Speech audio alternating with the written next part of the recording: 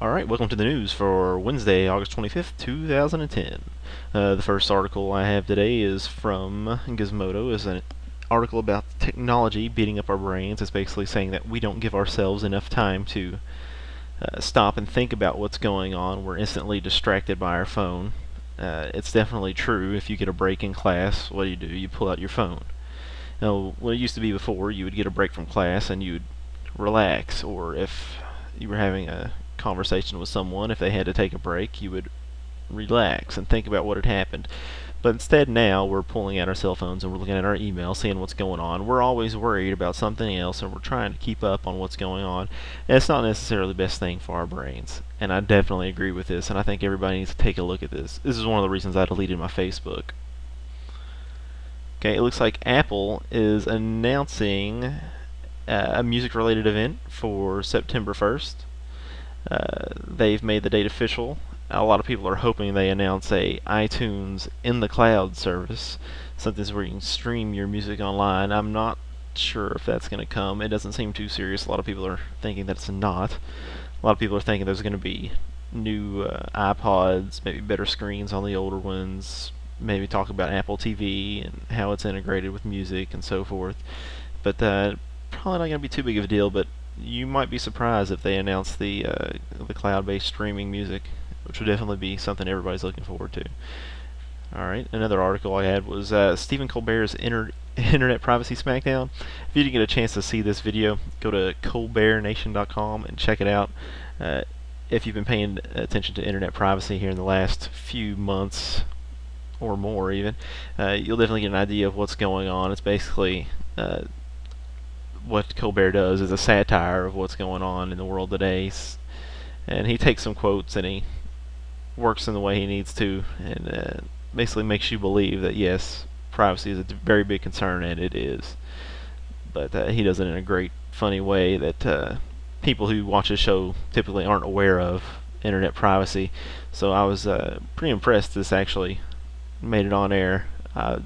I'm glad to see somebody actually talking about this to our youth, because they definitely need to see it. Another article was the robot fleet could use nanopaper to soak up the oil in the Gulf. If you're familiar with nanotechnology, you know that it is very, very small technology that can be used to do almost whatever you want. You can design it on a very, very small level to do certain tasks, down to molecules, maybe even to the level of atoms at some point in the future. And it's just amazing. This bot uses this nano paper. It cycles the paper through the water and it soaks up all the oil materials and gets it out of the water. What I would really like to see in the future is something like this, but it's actually nanobots. The bots are actually the size of the molecules in the paper, but the molecules in the paper, say, are smart enough to go do this on their own, which is definitely something that will be possible in the future, possibly. Especially if they can eat the oil and use it for energy to go eat more oil. Although, when to get it to stop, I don't know, but that's something technology in the future might figure out. I think it'd be great. Definitely interesting to see how that works in the future. I know that's definitely a great step. In the next article, Microsoft's IE9, the look leaked to the web. And as you can tell, it is certainly dumbed down. There's hardly any buttons on here. You've got your back and your forward, and you've got your tabs, and you've got your home, favorites, and whatever that is, tools probably. It's very simple. Everything's simple anymore. I don't know if you've seen Chrome or Firefox anymore. They're all very simple. They're trying to maximize the space for your web page so you can view it.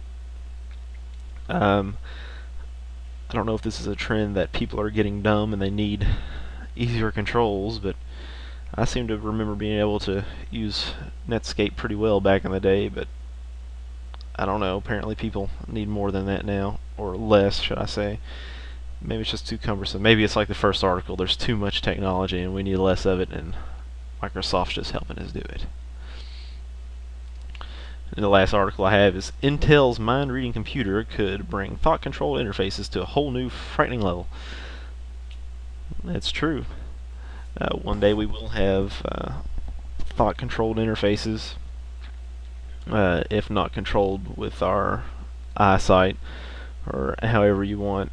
I definitely believe it's going to go to thought controlled. I know back in the day we used to watch the Jetsons and think, oh my god, we can just push one button and it'd do all our work for the entire day. And now you think if someone was to make the Jetsons, they would be sent to work and they would just have to think about doing what they need being done, or think about what the robot that they have needs to do for it to do it. And I think that's definitely a possibility. We already have videos on YouTube of monkeys moving robotic arms with just their mind. It's pretty impressive stuff, and that covers it for the news of August 25th, 2010.